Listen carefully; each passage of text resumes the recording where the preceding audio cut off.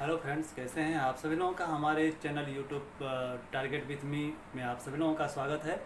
और आज का जो चैप्टर है हम क्रिया से ही संबंधित लेकर चलेंगे। इसके पहले मैंने क्रिया क्या होती है, क्रिया के कितने भेद होते हैं, सकर्मक क्रिया क्या होती है, कर्मक क्रिया क्या होती है, इन सभी के बारे में हम लोगों ने चर्चा किया इसके पिछले वाले वीडियो में। आज हम बात करेंगे क्रिया के अन्य भेद के बारे में। यानी कि देखिए, क्रिया के मुख्य रूप से जो दो भेद होते हैं वो दो होते हैं, और इसके कुछ अन्य भेद भी होते हैं जो मुख्य भेद में नहीं गिने जाते, लेकिन कभी कभी एग्जाम में क्वेश्चन इन सभी भेदों से पूछा जाता है।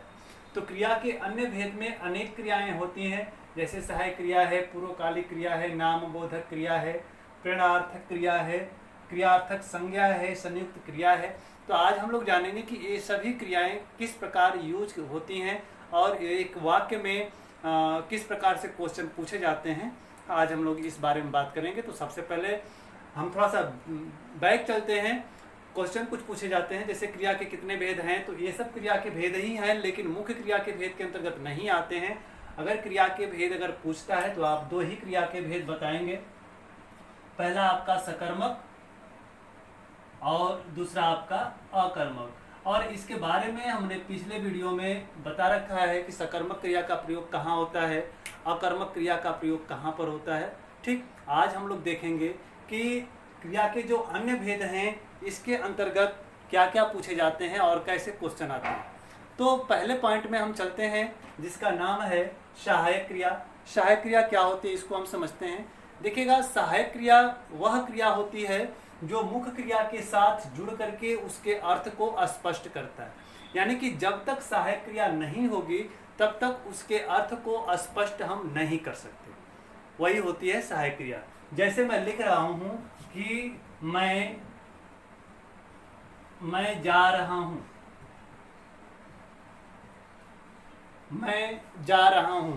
तो सबसे पहले हमें यह देखना है कि इसमें मुख्य क्रिया क्या है। इसमें मुख्य क्रिया देखिए जाने का काम हो रहा है, और यदि यह नहीं रहेगा तो मैं जा, इस सेंटेंस का सही अर्थ नहीं निकल के आएगा सामने। तो इसलिए इसकी परिभाषा ये बनती है कि यदि मुख्य क्रिया के साथ जुड़ करके वह क्रिया जो पूरे अर्थ को स्पष्ट करती है उसे हम कहते हैं सहायक क्रिया। तो इस प्रकार इस वाक्य में सहायक क्रिया क्या हुई, रहा है। तो कहीं पर भी रहा है, हूँ, है, या मैं खेल रहा हूँ, मैं जा रहा हूँ। तो ऐसे एग्जाम्पल में जो पीछे होता है, आप इंग्लिश में पढ़े होंगे कि जो सहायक क्रिया होती है इज आर एम, तो ठीक उसी तरह से हमारे हिंदी में इज आर एम की जगह रहा है, रही हूँ, चुका हूँ, चुके हैं। ठीक ना, मैं खाना खाऊंगा, तो इसमें देखिए केवल खाने का मुख्य क्रिया है, इसमें सहायक क्रिया नहीं है। ठीक, तो मुख्य क्रिया के साथ जुड़ करके वह क्रिया जो उसके अर्थ को स्पष्ट करती है उसे हम कहते हैं सहायक क्रिया।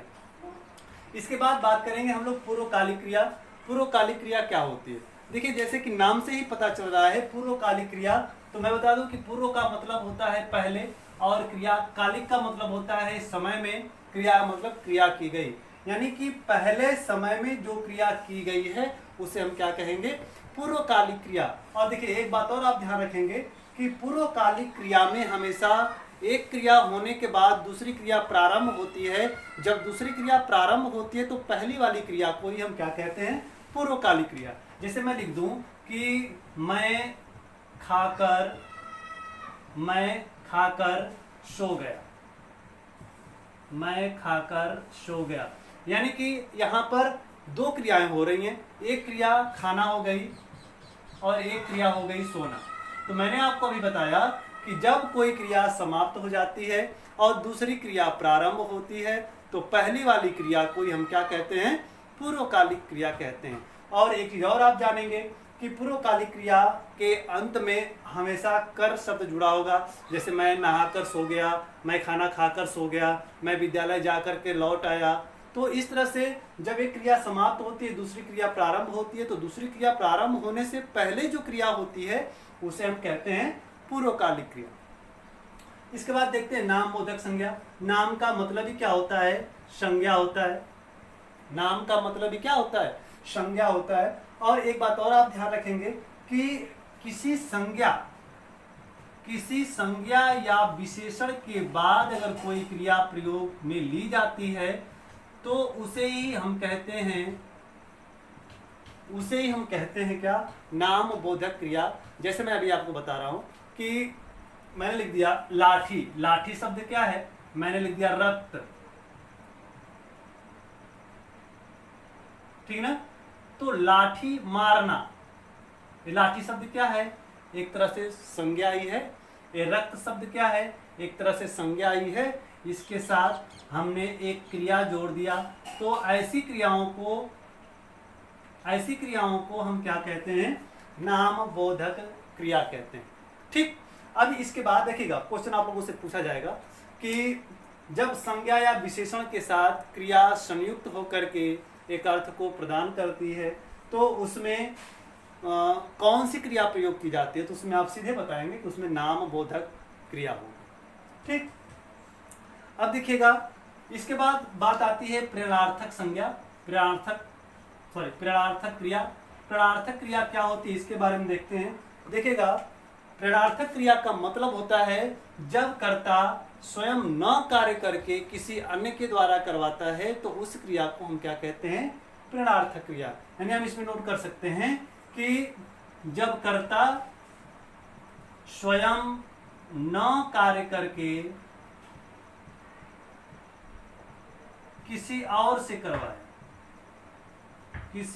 से करवाए तो उस क्रिया को हम क्या कहते हैं, प्रेरणार्थक क्रिया कहेंगे। ठीक। तो प्रेरणार्थक क्रिया समझ में आई।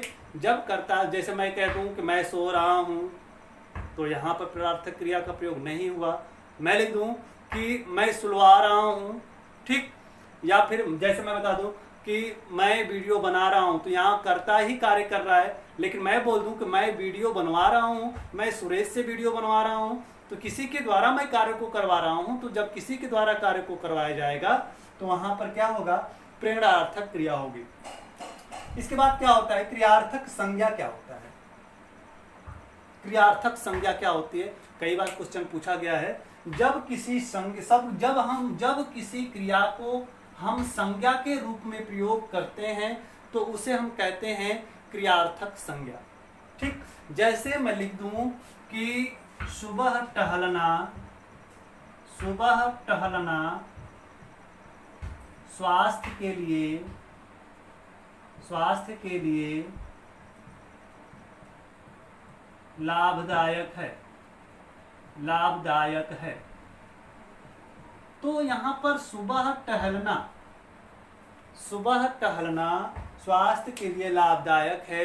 तो अगर इसमें पूछा जाता है कि इसमें क्रिया क्या है, इसमें क्रिया किस प्रकार की है, यहाँ पर अंडरलाइन करेगा और पूछेगा कि इसमें किस प्रकार की क्रिया का प्रयोग किया गया है।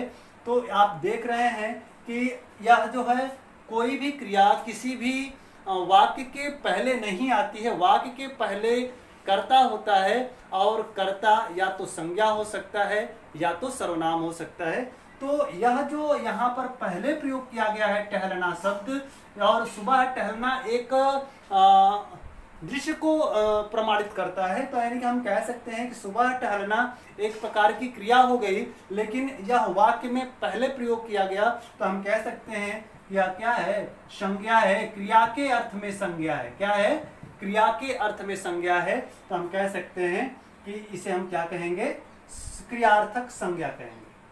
आया समझ में। एग्जाम्पल क्रियार्थक संज्ञा का है। और ऐसे मैं लिख दूं कि देश के लिए मरना क्या है, कीर्तिदायक है। यानी देश के लिए मरना एक क्रिया है, लेकिन किसके रूप में प्रयोग की गई, संज्ञा के रूप में प्रयोग की गई। तो हम कह सकते हैं कि जो क्रियार्थक संज्ञा होती है, क्रिया होते हुए भी एक संज्ञा के रूप में प्रयोग की जाती है, तो ऐसी क्रियाओं को हम क्या कहते हैं, क्रियार्थक संज्ञा। ऐसी संज्ञा जिसे हम क्रिया के रूप में प्रयोग करते हैं उसे हम क्या कहते हैं, क्रियार्थक संज्ञा। और देखिएगा संयुक्त क्रिया की अगर हम बात करते हैं तो संयुक्त क्रिया का मतलब क्या हुआ कि जब दो क्रियाएं आपस में जुड़ करके एक क्रिया का बोध कराते हैं तो उसे हम क्या कहते हैं, क्रियार्थक संज्ञा। जैसे देखिएगा मैं लिख दूं कि वह कूद पड़ा, मैं लिख दूं कि वह रोने लगा। तो यहाँ पे देखिए दो क्रियाएं हैं। यहाँ वह कूद पड़ा कूद पड़ा का मतलब एक ही क्रिया का बोध कर रहा है, लेकिन रियल में अगर हम देखें तो यहाँ पर कूदना एक क्रिया है और एक क्रिया है पढ़ना। यहाँ पर एक क्रिया रोना है, एक क्रिया है लगना, यानी दो क्रियाओं के मेल से जब एक क्रिया का बोध होता है उसे हम क्या कहते हैं, संयुक्त क्रिया। आएगा समझ में। और देखिएगा इसके नेक्स्ट वीडियो में हम आपसे क्रिया से संबंधित जितने क्वेश्चन जो इम्पोर्टेंट हैं, जो आपको समझ से परे है, उसके बारे में हम बात करेंगे। आज बस इतना ही और मिलते हैं अगले वीडियो में। तब तक के लिए धन्यवाद।